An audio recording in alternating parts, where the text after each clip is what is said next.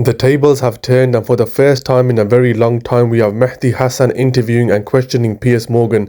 Mehdi really had Piers Morgan on the back foot, and it's quite satisfying to watch the roles being reversed. We have several clips to get through, so let's get started. Next week. Yeah. You think Trump will win? I know. I do. You're a big supporter of his, a friend of Donald Trump's. Here's what I don't understand. Hang on. You say this a lot. Don't categorise me thinking he's going to win with my... No. I'm categorising your support based on what you say. I've never told anyone to vote for Trump. I can't vote for Trump. You always defend him. We just came from a recording of your show. You spent 1 hour defending him. I don't know. You were unrelentingly attacking him as usual.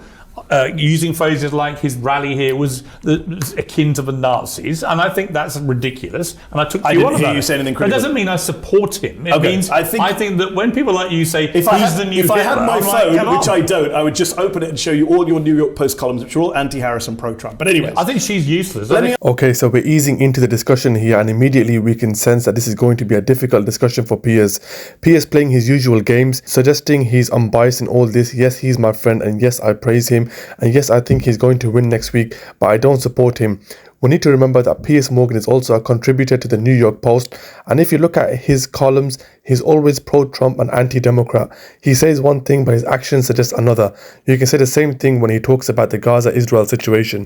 Yeah. So then how can you say that he should be president again? Because I think in politics, people like Trump have had periods in their career where they've been doing ridiculous things, which I've heavily criticised before, but they've also done other things which in the totality of how you judge them actually have made them electable. Trump is going to win, in my estimation, because for all your shrieking about how despicable he is, you said he was despicable. I said many bad things about him. So why are you picking on me? But I've also said, unlike you, I've said positive things about him as well. But that just makes you look silly, not me. Why? Why can't it be? It makes me look balanced. Well, hold on. It makes me look balanced. No, it doesn't. It does. It makes you unbalanced. Well, let's for our viewers who might not, they might just see your Before Mehdi spills the beans and opens a can of whoop-ass on Piers, let's look at this for a moment.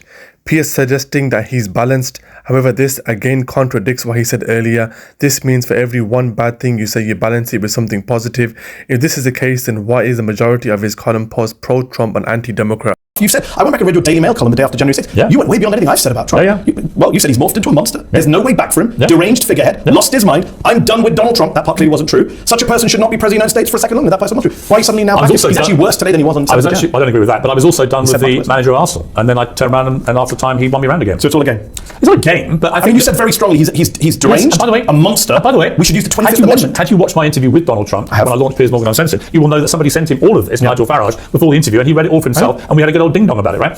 There are lots of... That doesn't make it any less weird that you're sitting here saying... I think what happened on January 6th was terrible. So why does he get to be president? Why does that not disqualify him from the job? Because you said it on January 7th, you said it disqualified him. I agree. I've changed my mind. Why? It's because he's closer to power now. Such a person should not be president for the second time. These were the words of Piers Morgan back in January. What's interesting here is Piers is trying to justify what he said was okay because he had a good old chin wag with Trump about it, and now they're buddies. The question from Mehdi here is why, and Piers is struggling to give an answer. Nothing's changed since January 7th. He is the same guy who did an insurrection. He'll probably do an insurrection again. Look, you hate him and everything. You hate him. You hate him.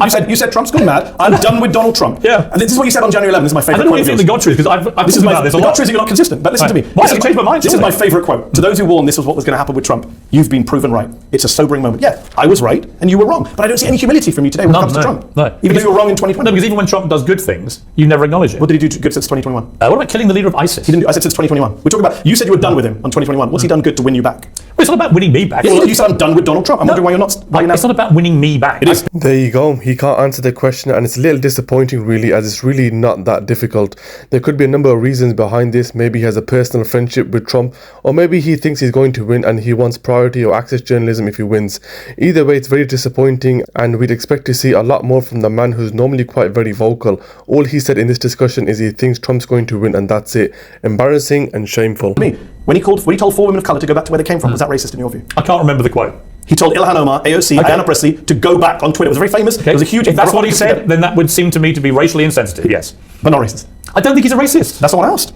Well, you did ask me that. But now I'm asking, is it racist to tell 4 women of colour to go back to their countries? Look, it's a very simple question. You don't want to answer because you know it's racist, Piers. No, I think he has said racially insensitive comments. That's a cop-out. But I don't think he's a racist. Uncensored Piers Morgan can't say the R word. This just goes to show the double standards of Piers Morgan. We've seen it time and time again. Anyway, we're not going to waste any more time with him tonight. Let me know your thoughts in the comment section below. Thanks for watching, and don't forget to like and subscribe.